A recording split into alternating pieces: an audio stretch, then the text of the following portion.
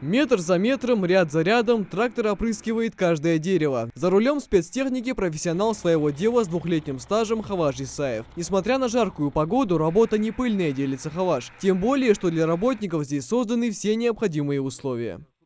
Надо опрыскивать, там, культивировать, дисковать. Разная работа у нас. А вот жара не мешает? Не, кондиционер у нас стоит.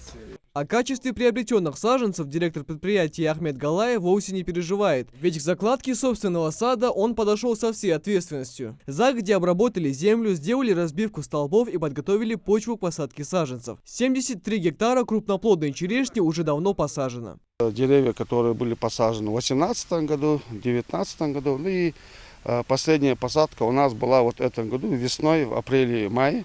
Уже 2020 года мы завозили саженцы с Италии, 40 800 штук. Вот вся эта черешня посажена. Вот то, что вы видите дальше, это уже именно вот итальянская черешня. Очень важно, чтобы деревья были здоровыми и, соответственно, приносили хороший урожай. Сразу после высадки первых саженцев провели работу по их подпитке специальными удобрениями, а лекарствами от вредителей их опрыскивают чуть ли не каждый день. Вот на этой площадке именно сорт Швитерли, мы его привезли с Молдавии. Эти саженцы весной они обрезаны, после этого несколько раз были обработаны. Теперь, как вы видите, сейчас идет в данном случае просто капельный полив. И сегодня же в течение дня они будут еще один раз опрысканы от всяких вредителей. Ну и одновременно же подпитка идет, чтобы всякие удобрения мы уже обработали.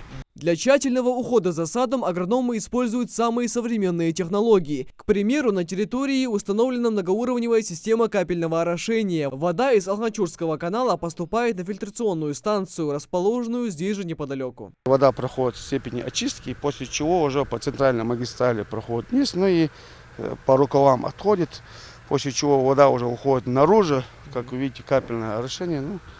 В принципе, это уже работу давно ведутся, уже с 2018 года мы уже делаем этот капельный полив. Еще год тому назад черешня была высотой не более 50 сантиметров, и одного слоя проволоки для поддержания правильного роста было достаточно. Теперь саженцы подросли, и аграрии растягивают еще одну проволоку вдоль рядов. В этом году урожая не случилось из-за апрельских заморозков, но первые почки и цветки были замечены. Такими темпами ждать спелых фруктов осталось недолго, делятся агрономы. В будущем аграрии планируют увеличить площадь посадки деревьев до 100 гектаров, а в 2021 году здесь хотят построить фруктохранилище, чтобы хранить собранный урожай. Его, кстати, планируют собрать уже через год, а реализовывать черешню будут как на местном рынке, так и на территории всей страны.